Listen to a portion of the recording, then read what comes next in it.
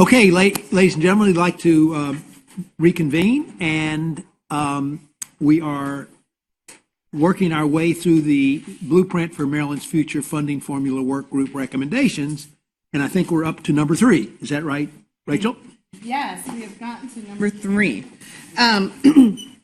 So in an attempt to sort of try to move this along a little bit, what we thought we would do is move to sort of a bigger picture discussion about the formulas and what the work group is recommending in terms of the different funding streams and where the money will sit. And so through a combination of what we refer to as the matrix, which is a long legal size sheet of paper on your desk with the gray shading.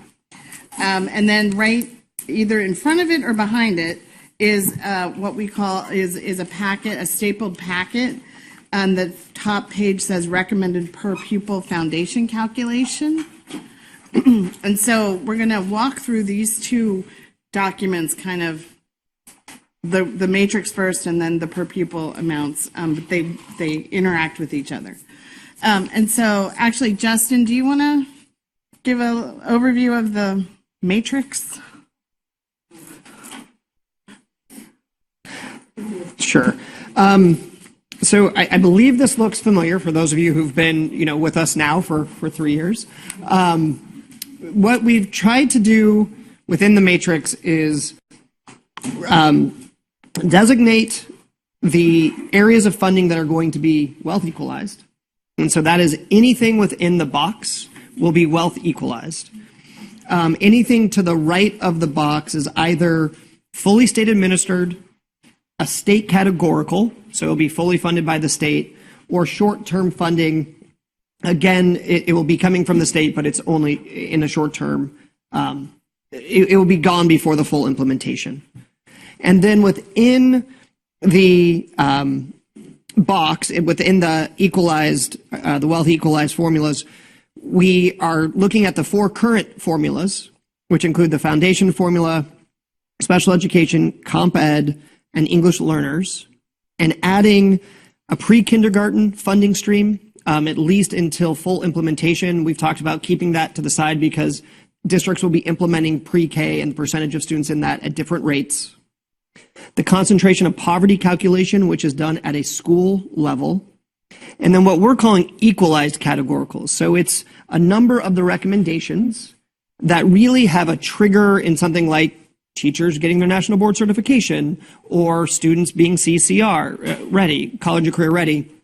So there'll be funding streams that actually have a trigger within that could be differentially implemented. Some districts might have their students at college career readiness sooner, some a little different pace. And so it's about an actual, once an occurrence happens, you would receive that funding, but it will still be wealth equalized. Justin, just to, since you've mentioned that, about the 3 columns outside the box, they actually, well, the first 2, well, the state-funded programs, the ones that are not in the formula, by having them outside, provide a means of accountability, is what I was trying to say.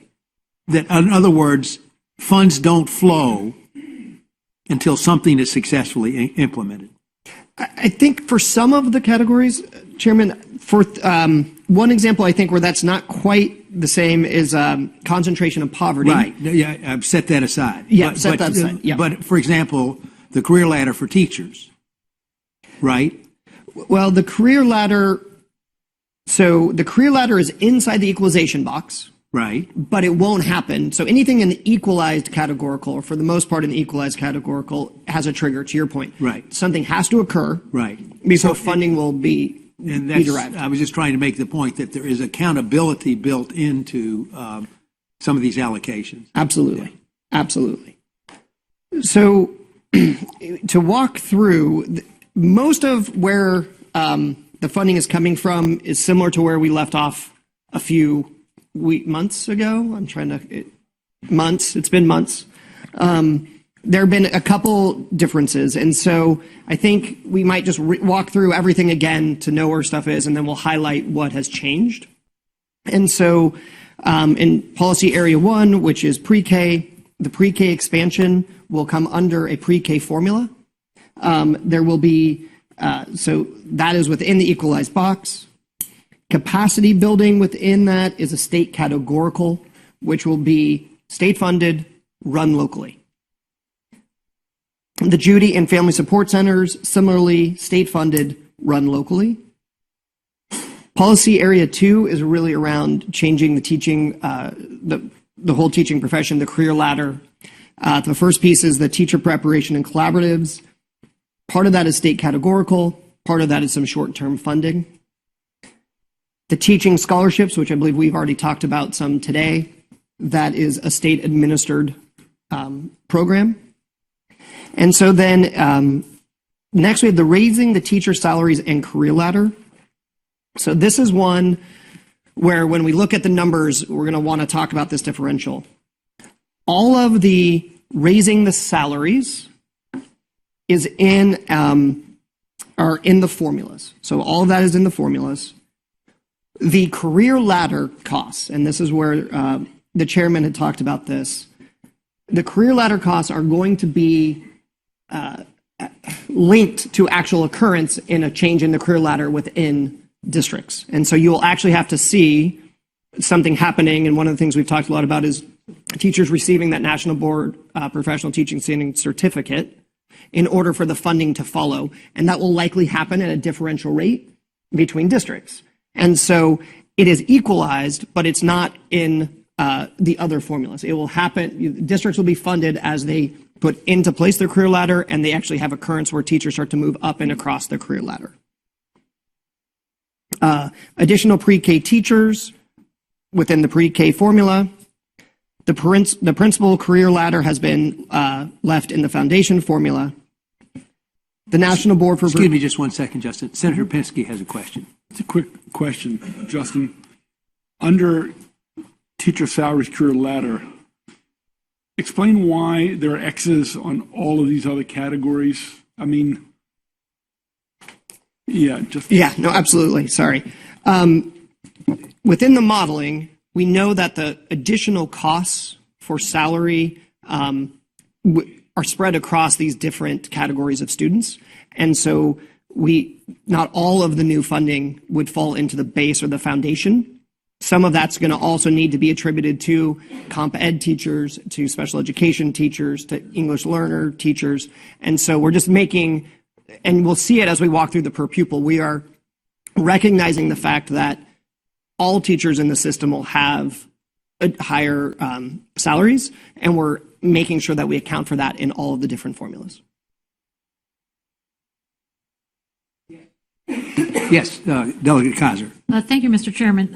When I hear you say that the principal career ladder is coming out of the foundation formula, I see that on the chart. I really rather do what Senator Pinsky just did. What are the why, and not just reading the pieces of the chart? Like, what were the different rationales for some of these pieces? Yeah. So, so on the principal career ladder, again, it's a relatively small program. And so trying to divide that across would be somewhat difficult. And in part, the vast majority of the cost of administration would fall under the foundation formula. So we left that there. So we can absolutely work through that. The National Board for Professional Teaching Standard fees, again, equalized categorical. The why really being, again, about the state will pay, the fees will be funded once teachers are actually going through the process. And so we want it linked to the process. The training of leaders, this is true from the beginning. It's it's in 3 pockets: state administered, state categorical, and the short-term funding. So again, a program that's being run by the state, and so that is why that's why it's in those state columns. Additional teacher time. If we remember, a big piece of the overall system is to have teachers have more time for planning and collaboration in order to improve student achievement. We've put those dollars in the foundation because really where we're providing that release time is for those foundation teachers, we assume actually that systems are using at some level some of the other teaching staff in order to provide some of that. So that fully goes into the foundation to ensure that there's that additional planning time. And then the last is the training of teachers. And again, that's a state administered program and changing the way that teachers are trained in the state. Since I know there's some interest in having more explanation